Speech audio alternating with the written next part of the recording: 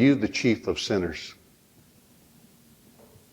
Have you taken to heart the evil against God that dwells within you? Do you, as a sinner, deserve the full weight of God's wrath? Do you see your own sin looming larger than the sin of others? Think carefully about this.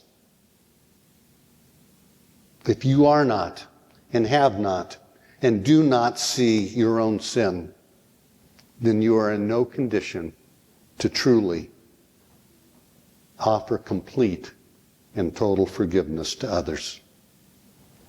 You will not be humble enough. Well, worse than this, you will not be in any condition to experience the full beauty of God's forgiveness in Jesus Christ.